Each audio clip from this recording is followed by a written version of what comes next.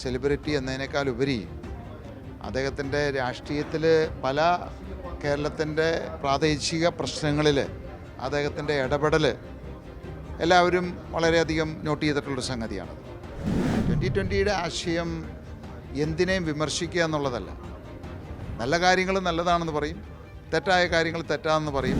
സമാന ചിന്താഗതിക്കാരായിട്ടുള്ള ആളുകൾ ഒന്നിച്ചു ചേരുമ്പോൾ ഈ കേരളത്തിൽ വലിയൊരു മുന്നേറ്റം കൊണ്ടുവരാൻ പറ്റും. അതിൽ കൂടി മാത്രമാണ് കേരളത്തെ നമുക്ക് രക്ഷിക്കാൻ സാധിക്കും. ഇത്ര എണ്ണം മത്സരിച്ചു എന്നതിനേക്കാൾ കൂടുതൽ എത്ര അർഹതപ്പെട്ട ക്വാളിറ്റിയുള്ള ആളുകളെ മത്സരിപ്പിച്ചു എന്നുള്ളതിനായിരിക്കും മുൻഗണന കൊടുക്കേണ്ടത്.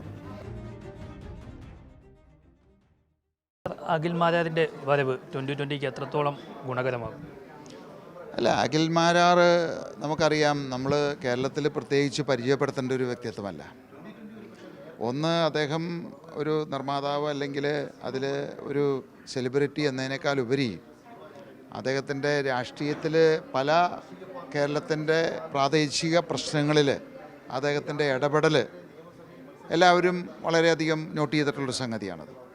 അപ്പോൾ കേരള രാഷ്ട്രീയത്തിൽ ഇത്രയധികം നമുക്ക് സംസാരിക്കാവുന്ന അല്ലെങ്കിൽ മനസ്സിലാക്കി അതിനോടൊപ്പം മുന്നേറുന്ന, തെറ്റായ കാര്യങ്ങൾ വിമർശിക്കുന്ന, നല്ല കാര്യങ്ങൾ അപ്രിഷ്യേറ്റ് ചെയ്യുന്ന, അതായത് രാഷ്ട്രീയ വ്യത്യാസങ്ങളില്ലാതെ അങ്ങനെ ഒരു വ്യക്തിത്വം 2020 പോലെയുള്ള ഒരു പ്രസ്ഥാനത്തിലേക്ക് വരുമ്പോൾ അതൊരു മുതൽക്കൂട്ടാണത്.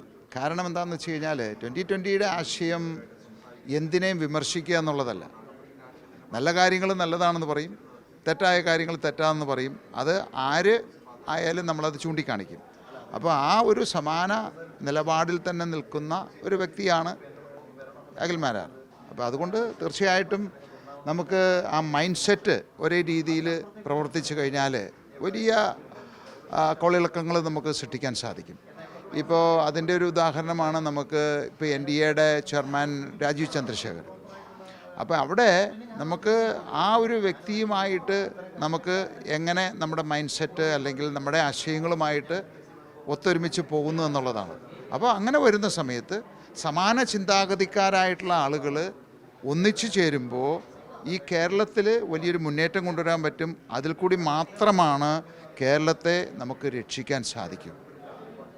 അപ്പോൾ അതുകൊണ്ട് തീർച്ചയായിട്ടും ഇത് ഒരു തുടക്കമാണെന്ന് ഒട്ടനവധി ആളുകൾ, അതായത് 2020യുടെയും NDAയുടെയും വികസന കാഴ്ചപ്പാടുമായിട്ട് താല്പര്യമുള്ള ഒട്ടനവധി ആളുകൾ വിവിധ രാഷ്ട്രീയ പാർട്ടികളിലുണ്ട്. കോൺഗ്രസ്സിലുണ്ട്, CPIയിലുണ്ട്, കേരള കോൺഗ്രസ്, മാണി ഗ്രൂപ്പിലുണ്ട്, ജോസഫ് ഗ്രൂപ്പിലുണ്ട്, എല്ലാത്തിലും ഉണ്ട്. ഇതിൽ നിന്നൊക്കെ കൂട്ടമായിട്ട് ആളുകളിനോട് മാറാൻ ഞങ്ങളതിൻ്റെ പ്രാരംഭ ചടങ്ങുകൾ നടന്നുകൊണ്ടിരിക്കുകയാണ്. അപ്പോൾ ഇതിൽ ഞങ്ങൾ ഉദ്ദേശിക്കുന്നത് ഈ ആശയത്തിൽ വികസന കാഴ്ചപ്പാടിൽ, NDAയുടെ കാഴ്ചപ്പാടിൽ ഇതിനോട് യോജിക്കാവുന്ന എല്ലാവരെയും കൂട്ടി ഇണക്കി ഒരു വലിയ മുന്നേറ്റം കൊണ്ടുവരിക. അഖിൽ മാരാരെ എവിടെ നിർത്തണമെന്നാണ് 2020 ആഗ്രഹിക്കുന്നത്? ഇതിൽ നമ്മൾ സാധാരണ രീതിയിൽ ഇപ്പോൾ LDF, UDF ഇവരൊക്കെ എന്ന് പറഞ്ഞു കഴിഞ്ഞാൽ സീറ്റുകൾക്ക് വേണ്ടിയിട്ട് കടിപിടി കൂടുന്ന ആളുകളാണിത്. ഞാൻ 2020 എന്ന പ്രസ്ഥാനം NDAയുമായിട്ട് ചർച്ച നടത്തുന്ന സമയത്ത് ഒരു വേളയിലും ഞങ്ങൾ സീറ്റുകളെ പറ്റി ചർച്ച ചെയ്തിട്ടില്ല. പക്ഷെ ഞങ്ങളുണ്ടാക്കിയിരിക്കുന്ന ഒരു ആശയം, പൊതുവായിട്ടുള്ള ഒരു ആശയം, നമുക്ക് എണ്ണത്തിനെയല്ല അതിൻ്റെ ക്വാളിറ്റിയാണ് നമ്മൾ നോക്കേണ്ടത്.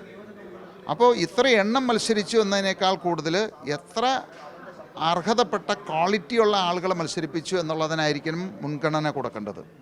ഞാനത് കഴിഞ്ഞ തവണ പറയുകയുണ്ടായി. ഇപ്പോൾ കുന്നത്തുനാടിനെ സംബന്ധിച്ച് 2020ക്ക് ഏറ്റവും ശക്തി കൂടിയ സ്ഥലമാണത്. 2020 കൊണ്ടുവരുന്ന സ്ഥാനാർത്ഥിയേക്കാൾ ശക്തനായിട്ടുള്ള വിജയസാധ്യതയുള്ളൊരു സ്ഥാനാർത്ഥി BJPയുടെയോ BDJSൻ്റെയോ വന്നു കഴിഞ്ഞാൽ ആ സീറ്റ് ഞങ്ങൾ ഒഴിഞ്ഞു കൊടുക്കും.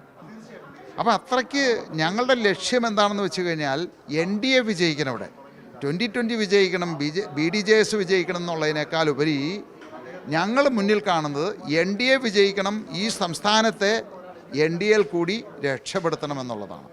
അഖിൽ മാരാരെ ഒരുപക്ഷെ കുന്നത്തുനാട്ടിൽ നിർത്താൻ സാധ്യതയുണ്ടോ? സാധിക്കില്ലല്ലോ, കാരണം ഇത് സംവരണ സീറ്റല്ലേ. ഇവിടെ സംവരണ സീറ്റിൽ നമുക്ക് ആ ഇതിൽ നിന്ന് മാത്രമേ മത്സരിക്കാൻ സാധിക്കൂ. പക്ഷേ അതിലേക്ക് ഇതുപോലെ തന്നെ ശക്തനായിട്ടുള്ള ഒരു സ്ഥാനാർത്ഥി കുന്നത്തുനാട്ടിലുണ്ടാവും. എന്തായാലും വിജയപ്രതീക്ഷയിൽ തന്നെയാണ്. അങ്ങനെയാണ് തീർച്ചയായിട്ടും. തീർച്ചയായിട്ടും അഖിൽമാരെ പോലെ ഇനിയും നിരവധി പേർ 2020 എത്തുമെന്നാണ് സാബുവും ജേക്കബ് വ്യക്തമാക്കിയിരിക്കുന്നത്. കൊച്ചിയിൽ നിന്നും ജസ്വിൻ വർഗീസിനോടൊപ്പം ആർ പിയൂഷ്, മറുനാടൻ മലയാളി.